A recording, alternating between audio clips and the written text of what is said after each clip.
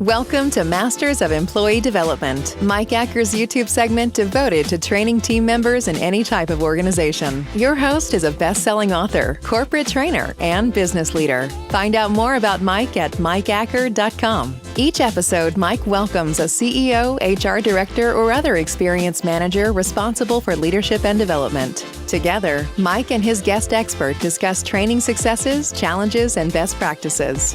Lean in, listen, and take part in a community dedicated to improving life through increasing leadership. Now, here's your host, Mike Acker. Hey, welcome back. I got Jeff Wright back with me today. We're going to talk about leadership and development. Jeff, thanks for coming back. Thanks, Mike. Great to see you. Hey, we're recording this back to back, so it's fun to jump in there. But for everybody else who's come back a little bit later on a different podcast. But we're going to dive into leadership and development. And first of all, just a brief recap. Give us the short, what does your company do and who is your company? Who's Jeff Wright? Yes, Mike. So I am co-founder and managing partner of Phusion Projects. We are an international global alcoholic beverage company. So our two major brands are Four Loko and Mamitas. And in the last one on Monday on the YouTube and on the podcast for Advance with Mike Acker, we talk about some of the leadership lessons that you learned to advance. We're really talking about leadership development now. You took a 3-person company and then exploded it globally. So first of all, let's just grab one employee that you're proud of and just give us a sample of one employee that you helped develop and that's now having tremendous success in your company or elsewhere. So yeah, Mike, we've got one employee that really stands out. When we started the business, we were looking to source employees, which were very difficult to find because we didn't know anybody within the industry. So we targeted our biggest competitor at the time. They knew how to build brands. They were very successful in guerrilla marketing. We didn't have many funds. So we figured out, let's go after their employees, and they're the ones that can help us build this business, and we can learn from them at the same time. So one of those employees started in San Diego, and he was actually employee number 1, and he's still with the company 17 years later. Wow. And actually he works with our Mexico business unit at this time. So in a season where we call this the Great Resignation and people are leaving, how do you keep someone like that for 17 years? Employee retention is super important to us. So as a leader, I like to speak to everybody at least 30 minutes, maybe an hour every 6 months. So they're getting a touch point. I'm finding out what's working, what's not working, how can we better the organization, how they're feeling, not only from a business and professional standpoint, but also from with COVID and everything going on from mentally, how are they feeling, and what can we offer them for services to make their life better. So even as you saw COVID run out, or really start out there and quarantine and all of that, what did you do to maintain morale? So during that time, over communication was key during that time. People were working from home. There were families that didn't have childcare and working from home. So it created an extremely challenging and stressful environment for a lot of families. So giving them resources, and whether it's Headspace or giving them subscriptions for 3 or 4 months of Headspace, giving them, United Healthcare, mental health links, and people to talk to as far as helping them from a mental well-being standpoint, as well as anybody that was still working out on the front lines. We sent them kits with gloves, sanitizer, masks, to make them feel more comfortable when they're working out there hitting those retail accounts. And that's something that you're very conscientious of that, the person on the other side, person before just profession and just business. What are some other challenges that you see in in developing leadership? I mean, you've now been in this for 17 years. You've gone through different stages of success, and it's been really tough. You've expanded to 40 different countries. So what challenges do you see in developing leadership? I think right now in developing leadership, it's retaining top talent. The labor market is super tight, as you know. Yeah. Like attrition, we've never had so much attrition in the company's 17-year history. Yeah. That is due to tech companies willing to pay 30 to 40% more for a similar role, but selling software versus selling Four Loko or Mamitas. So it's been extremely challenging from an employee retention standpoint. And in order to keep them engaged, more recently, we created an employee bonus pool that is going to be, handed out to many of our key executives throughout the organization. That's cool. So you got you're aware of their individual needs. In the midst of that, to keep them retained, you're communicating with them. Outside of this big, huge job market shakeup, is there anything else that you've seen as a consistent challenge? I mean, I know for example, what challenges does being international bring that probably a lot of people listening here are more really just United States. So what unanticipated challenges does that bring? I think communication. So as well as the cultural differences of working in specifically Latin American countries versus working in the US. There's a lot of hierarchy historically in Latin American companies and culture.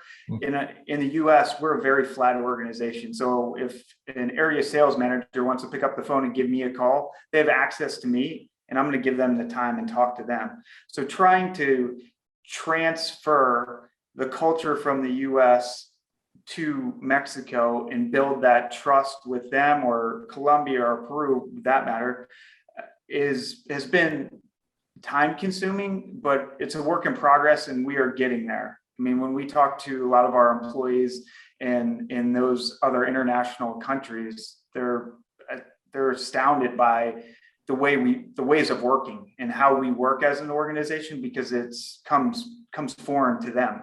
The other challenge, Mike, is the working in silos. So departments aren't talking, and that creates a lot of riff across departments when we'd like to see them collaborate and work together. So people are talking within the marketing department that aren't talking to supply chain. We're running promotions, we're running out of product, and these two departments aren't talking, and it creates a lot of tension across the organization. That's one of those ones that we see a lot. I mean, Patrick Lencioni, one of my favorite books, he talks about silos, politics, and turf wars. In that, I was in sales for a while, and I remember the technical side of things didn't always like the sales side of things, because sometimes we were promising things that the tech couldn't actually deliver, and we didn't understand why they couldn't deliver. Right. So you have this, and with that communication, what type of communication are you doing to make sure that you're crossing over that? So to create that cross-pollination, we actually have done multiple seminars with each department to understand within the organization what each department does. So if I'm looking for XYZ, you go here. If I'm looking for this, you go here. And these are the nuances from producing a product. This is what goes in a can of Four Loko. These are all the things that need to happen in order to us to meet our production window from a supply chain standpoint. Or even just from shipping to distributors, we get the order in, the order is processed, but then it doesn't ship out for 3 or 4 weeks. These are the reasons and the constraints why the order is being shipped out late. So just get a better understanding of what everybody does in the organization, gives them an idea of who do I need to talk to, who needs to be in the loop on whatever action we're moving forward with. I think the word that maybe encompasses a lot of that is helping people be empathetic for each other. It's help them feel for that guy's feeling what this guy's feeling, this guy's understanding that. And we tend to be better human beings when we're empathetic with one another. And that was that buzzword that kept on popping to mind as you said that. Yes, With 100%. with you developing a company from the ground up, that means you've had to take people from entry-level positions to executive positions in all over, in directorship positions and management positions. So has there been some kind of pipeline that you've developed that someone could come in, and if they want to advance, this is the path to do it? Yes, so we actually started a PFL, Phusion Future Leader Program, where we actually integrate those people into our exec meetings. They've got a seat at the table. They're hearing the conversations that we're talking about. They're hearing from a higher level the challenges that we're facing. We're also extremely transparent with the financials and our P&L. So they're seeing, okay, if I do this, if I sell more here, it's going to net more in the bottom line for everybody. So we can reinvest in marketing, sales promotions, whatever. So just giving them exposure to those types of meetings has been extremely beneficial to all of us, because we learn a lot from them as well. That transparency and that exposure, I can see that backfiring at times. And that probably even, but somebody in your position might be thinking like, I want to bring someone into that conversation because then they might hear something and use it against us or something. So have you ever seen it backfire? We have, and those people aren't part of the program anymore, are probably no longer part of the company. Right. So we need that trust, and we need that transparency on both ends. If they're facing challenges and we don't find out till 6 months, 8 months after the issue originally occurred, that's a problem. So is there any safeguard you're putting with yourself in exposing, or is it almost kind of a, hey, if we get wounded, we get wounded? As an organization, we're more of an open book, and if we get wounded, we get wounded. The more radically transparent we can be with our team, and the more vulnerable we can be with our team, I believe it goes a long way in building the culture that we're trying to create. I think that you're onto something there, that in today's world and the new upcoming workforce wants that vulnerability and that authenticity, and don't want the closed doors that, my grandfather worked for the same company for 40 years and he made his way up there. Once it was up there, it was pretty closed doors for everybody else. And yet today that's just how it was. And today that's not how people want it.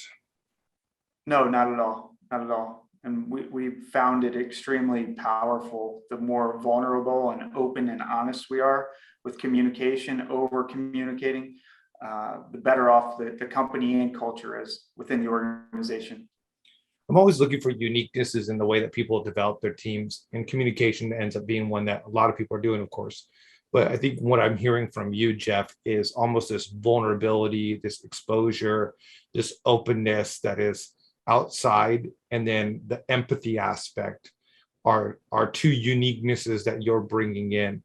And then if we're going to go international, just that cultural awareness, not try to bring the values, but not try to bring the culture of America into a foreign market. Is there anything else that you'd say, when it comes to developing leaders, these are some key systems or key training components, key areas that we want to equip people in? Yeah, definitely. So we use a 9-box to truly understand where our employees are. Are they performing? Are they rising fast? Do they have the ability to rise fast? Are they high performers or are they not? So understanding where they are and be very transparent with your employees as to where they stand with you and within the organization. The last thing we want is someone to be surprised that they get an underperforming review. So it's continued dialogue with them. They should never find out when it's time for reviews or mid-year reviews that they're underperforming. They should know on a weekly basis that, this is where you stand. So I think that's one thing that's been extremely important, as well as we use DISC assessments. So we understand what their motivators are, what their stressors are, how to communicate to each other. And that has been extremely helpful in understanding each other. So we don't do it just so we see the DISC assessment. We walk through the DISC assessment with each employee and the employee's manager, so they know better how to manage the employee. And it also gives the employee an understanding of where their blind spots and where are the things that they could do to prevent some of these stressors that they could foresee in the future. I think what you're talking about there, just really understanding the employee, is something that obviously, you know me, in that I'm a huge believer in studying yourself and knowing yourself. And if someone's taken away something, this is something to go ahead and do to study yourself. But if you're a manager, man, studying the people that are with you to understand them. You hit one of like my passion points when you start talking about doing these kind of studies and assessments and everything, and being able to believe in them. One of the things that you said in the previous part of advancing in leadership, that you have this firm belief in yourself when you're starting the company. Now, in terms of studying your employees, you're talking about essentially believing in them. So what are some ways that you convey to them that, hey, we believe in you, we want you to succeed? What are some ways that an employee is going to feel that or hear that? I think one of the best ways, just from a collaborative environment, I mean, just as simple as we've got a WhatsApp chat group where people are taking pictures of displays that they're building within stores, and then people are commenting to them, their managers, my business partner, saying, hey, dude, great work. I see you're out there crushing it in Kroger. I see you doing this, XYZ. Awesome job. You sold 50 case display here. You know, just continued communication and giving them credit, and that you actually care about them. Just showing that you care is most important. That's cool. That getting a personal note from the founder and the CEOs, that goes a far way. I mean, I've worked in a global company before, and I never once got a personal note from people way up there. So that's cool that you guys are doing that. So as we kind of wrap up this whole idea of leadership and development and what people can do, are there some challenges that you just keep going back to again and again, even after you've taught on it, and just ad nauseum? What would be the thing that you repeat and you can never repeat enough? What are maybe 1, 2, 3 things that you could repeat and never repeat enough? I think hire slow, fire fast is super important. There's been several instances where we've kept people around hoping for change, and hope is not a plan. And unfortunately, they're with the company 8 months, and there's probably a better option or a better company or journey for them to go to. So it's kind of on us to make sure that they're headed in that right direction if it doesn't work for us or it doesn't work for them within the organization. I think that's one. I think 2 would be, and just continue to invest in people. Like I said, we do trainings monthly, weekly, annually, just on DISC assessments, so people understand who they are as an individual and how to read the DISC assessments, and then also know, what does their manager's DISC assessment look like? What are their behaviors? What are their stressors? How best do I communicate with my manager? I think those are 2 of the most important things that we continue to do as a company that has been beneficial to us thus far. That's great. Well, Jeff, as we wrap up here, the way that I'm walking away from this is going person over profession. Everything that you go back to is ask that person how they're doing. And I've got a chance and privilege to work with you in a couple of times. And always when I jump into a call with you, sometimes I can be like, okay, what are we working on today? And you're always, how's the family? How's the kids? And by the way, which is a very Mexican thing too, if you didn't know that. Yes, it is. It goes a long way there. But it's just that human connection and making people know that you care and genuinely care and being authentic with that. goes a really long way, and people are willing to run through brick walls. That's cool. Yeah, take that personal touch into the professional. Yes. Be a little bit more Mexican. I grew up in Mexico, so I could say that. Yes, I know. Hey, well, thanks again. Thanks for being part of both sessions, and I really appreciate it. Thanks, Mike. Great to see you. Happy holidays. Yes, happy holidays to you. Of course, this was after the holidays, but I love that. And to all of our listeners, we hope that you've had a happy holidays, and thank you for subscribing, liking, sharing this with others as they're on a journey to develop the leaders around them.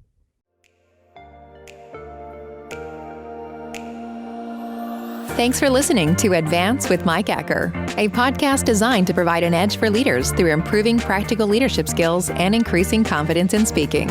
Mike is a best-selling author and business owner who has helped many leaders increase their skills and their confidence, propelling them to new heights in their personal and professional endeavors. Join an incredible group of professionals taking the steps to become better leaders at connect.stepstoadvance.com. Don't forget to rate, review, and subscribe so you never miss an episode.